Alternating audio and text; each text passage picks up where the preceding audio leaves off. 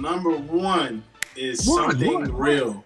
Reason being was because, I mean, he did collab with us on the first game phase with Too Blessed, but I had an opportunity to get my dad on guitar again for the track, which was very, very dope. But I love the vibe, man. It just sounds so dope, man. I agree. Something Real is so dope, and just the way that it came together, I really love that. So that's number one for me. Number two would be Finally. Obviously, I spoke about it, highly about it already. You kind of know that already. Number three, I would say, is Lifetime. Lifetime, because the vibe, man.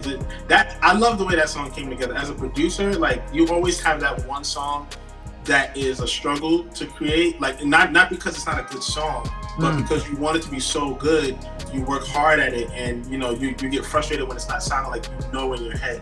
It was one of those songs where we really had to go in and dig in the grain and make sure the song was great. Yeah. Even down to the mix. Like I think that is the one song, that and Now Whenever is the one song, the two songs that have the most mixes for it. I'm a perfectionist, if you didn't know, but I am. So love to see it. A long time to get there, but. And this was my first time getting into mastering. I'm not gonna get too technical with it, but Game Face, we hired a mastering engineer. Shout out to Louis Bog, he did his thing. But for this one, that was my offering to this album. In addition to the production, I wanted to really see it through. Leveled up. So that was dope. So that's my number three.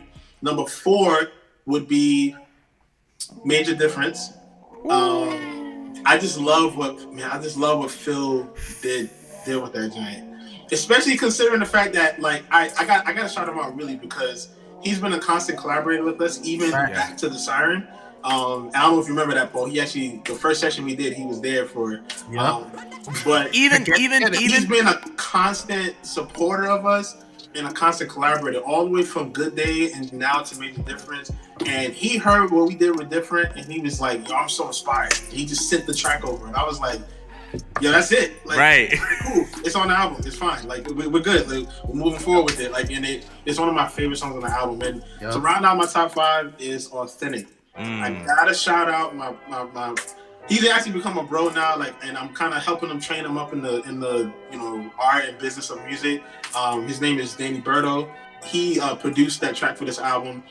This was the first time we actually reached out more to our network of producer friends, and it was dope that he was be able to come in and work on this project. And he was young when he started it.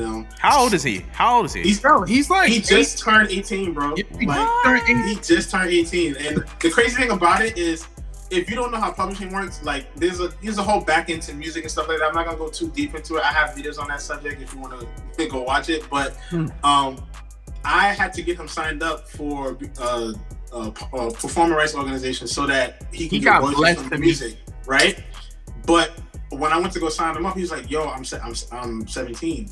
I was like, "Dad, oh man." All right, so we had to wait until he hit 18 because it would have been too complicated to try to get a guardian and all that stuff. It was just too much. So I helped him get signed up, and by the time the album came out, like, he was good. And so I think it was just dope for him to get a placement.